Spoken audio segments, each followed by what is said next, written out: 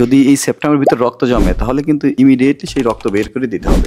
যদি পেশেন্ট 48 ঘন্টা থেকে 72 ঘন্টার ভিতর আমাদের কাছে আসে তাহলে আমরা এইটা তুলে দিতে পারি। তার মানে হচ্ছে কেউ যদি নাকে আঘাতপ্রাপ্ত হয় তাহলে ওই 48 ঘন্টা বা 72 ঘন্টার মধ্যে আসাটাও জরুরি, খুবই গুরুত্বপূর্ণ। কেননা আপনি যদি 72 ঘন্টার ভিতর না আসতে পারেন, এরপরে আপনি 72 ঘন্টা পরে আসলেন, আসার পরে আমি দেখলাম যে আপনার নাকের হাড়টা বাঁকা আছে, তখন কিন্তু আমরা যেটা বললাম অ্যাশ ফোরসেপ বা ওয়ালসাম আমাদের যে ফোরসেপ আছে, এই ওই ফোরসেপ দিয়ে যে আমরা তুলবো এইটা কিন্তু আর তোলা সম্ভব হবে না।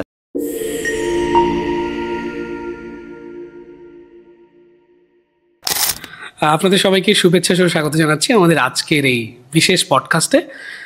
আমাদের মাঝে উপস্থিত আছেন বাংলাদেশের স্বনামধন্য এন্ডোস্কোপিক নাক কান গলা বিশেষজ্ঞ সার্জন এবং একসাথে তিনি গবেষণার কাজেও নিয়োজিত আছেন, যিনি এন্ডোস্কোপিক 2 হ্যান্ডেড ইএনটি সার্জারির পথিকৃৎ। বাংলাদেশে এই অনবদ্য একটি জার্নি তিনি শুরু করেছেন এবং একই সাথে নাক কান গলার অপারেশনের প্লাটিলেট রিস ফিব্রিং, যেটাকে পিআরএফ, এবং প্লাটিলেট রিস প্লাজমা, যেটাকে ক্লিনিক্যাল ভাষায় আমরা জানি পিআরপি নামে, এই দুটি যে জার্নি এটিরও শুরু করেছেন তিনি। এই দুটি অনবদ্য সংযোজন আমাদের বাংলাদেশের ইএনটি জার্নিতে। আমরা আর কথা না বাড়িয়ে চলে যাব তার কাছে। আমাদের সাথে আছেন ডাক্তার মোহাম্মদ হাসান আলী, তাকে আমরা স্বাগত জানাই।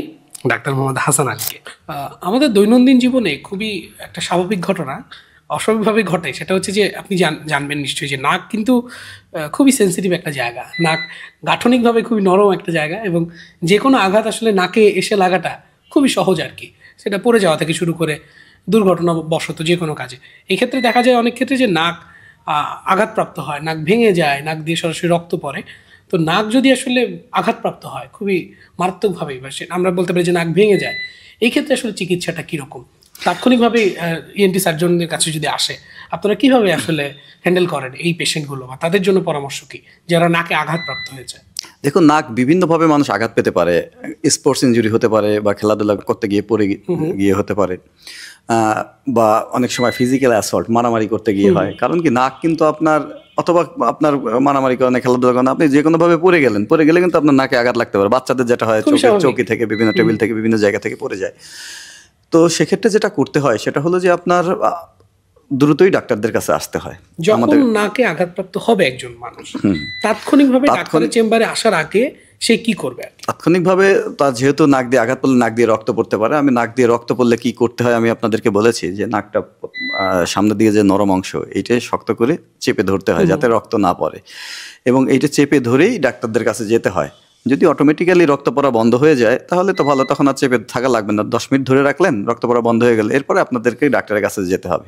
এরপরে ডাক্তার, আপনার বেশ কিছু ইএনটি ডক্টর, আমরা যেটা করি, আমরা নাক খুব ভালো মতো পরীক্ষা করে দেখি যে তার ইনজুরিটা নাকের কোথায় হয়েছে, এবং ইনজুরির ফলে নাকের মাঝে যে সেপ্টাম, দুইটা নাকের মাঝে যে পার্টিশন, এটাকে সেপ্টাম বলে, এই সেপ্টামের ভিতর রক্ত জমেছে কিনা। যদি এই সেপ্টামের ভিতর রক্ত জমে তাহলে কিন্তু ইমিডিয়েটলি সেই রক্ত বের করে দিতে হবে। কেননা আপনি যদি এই রক্ত বের না করে দেন তাহলে ওই রক্তে ইনফেকশন হবে, ইনফেকশন হয়ে ওখানে অ্যাবসেস হবে, সেপ্টাল অ্যাবসেসের ফলে নাকের যে ভিতরে সেপ্টামের যে স্ট্রাকচার, এই সেপ্টাম স্ট্রাকচারগুলো পচে যাবে, তখন নাক আপনার কিন্তু বসে যেতে পারে। ঠিক আছে, সেই জন্য ইমিডিয়েটলি রক্তটা বের করে দিতে হবে। 2 নম্বর, যদি এক্সটার্নাল কোনো ডিফর্মিটি হয়, নাক বসে গেলে ইউজুয়ালি যেটা হয়, সাইড ওয়ালটা ভিতরের দিকে বসে যায়। যদি ভিতরের দিকে বসে যায় বা ক্রুক নোজ হয়, অথবা নাক সামনের দিক দিয়ে বসে যায়, স্যাডলিং হয় বা স্যাডেল নোজ হয়, তাহলে কিন্তু আপনি, আমাদের কাছে বিভিন্ন ধরনের ফোরসেপ আছে, ঠিক আছে, ওই অ্যাশ ফোরসেপ আছে বা ওয়ালসাম ফোরসেপ আছে। এই ফোরসেপগুলো দিয়ে আমরা জাস্ট ওই ওয়ালটা তুলে দিই। যদি পেশেন্ট 48 ঘন্টা থেকে 72 ঘন্টার ভিতর আমাদের কাছে আসে তাহলে আমরা এইটা তুলে দিতে পারি। তুলে দিলে দুইটা সুবিধা, একটা হচ্ছে যে তার শ্বাসনালীটা একেবারে ক্লিয়ার হয়ে গেল, 2 নাম্বার হচ্ছে যে তার যে নাকের বাঁকা ছিল, বাইরে থেকে খারাপ দেখা যাচ্ছিল, এইটা নাকটা একদম সোজা হয়ে গেল। এরপরে আমরা অনেক সময় প্লাস্টার করে দিই। প্লাস্টার করার পরে বলি যে আপনি 7 থেকে 14 দিন পরে এই প্লাস্টার খুলে নেবেন, অটোমেটিক্যালি নাক এটা ঠিক হয়ে যাবে। তার মানে হচ্ছে কেউ যদি নাকে আঘাতপ্রাপ্ত হয় তাহলে ওই 48 ঘন্টা বা 72 ঘন্টার মধ্যে আসাটাও জরুরি, খুবই গুরুত্বপূর্ণ। কেননা আপনি যদি 72 ঘন্টার ভিতর না আসতে পারেন, এরপরে আপনি 72 ঘন্টা পরে আসলেন, আসার পরে আমি দেখলাম যে আপনার নাকের হাড়টা বাঁকা আছে, তখন কিন্তু আমরা যেটা বললাম অ্যাশ ফোরসেপ বা ওয়ালসাম আমাদের যে ফোরসেপ আছে, এই ওই ফোরসেপ দিয়ে যে আমরা তুলবো, এইটা কিন্তু আর তোলা সম্ভব হবে না। সেক্ষেত্রে আমরা বলি যে আপনার 3 মাস পরে অ্যাটলিস্ট 3 মাস পরে আপনি রাইনোপ্লাস্টি নামে, আপনি যদি মেয়ে মানুষ হয়, কারণ নাক কিন্তু আপনার, আপনি মুখটাকে যেভাবেই ভাগ করেন, আমাদের মুখটাকে দেখবেন যে নাক একবারে মাঝে আছে। আপনি যদি নাকটাকে 3 ভাগে ভাগ করেন, উপরে 1 ভাগ দিলেন, মাঝে 1 ভাগ, নিচে 1 ভাগ, তাহলে দেখবেন নাকটা একেবারে মাঝে। আবার যদি সাইড থেকে ভাগ করেন, যে সাইডে 1 ভাগ, মাঝে 1 ভাগ, পাশে 1 ভাগ, তাহলে কিন্তু নাক মাঝে। মানে নাককে আসলে গৌণ হিসেবে গৌণ দেখার উপায় নাই।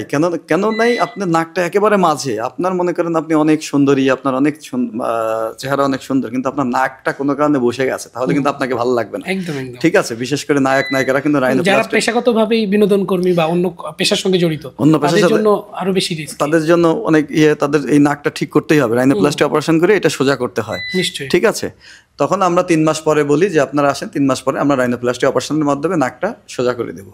সেই জন্য দ্রুত আসাটা গুরুত্বপূর্ণ।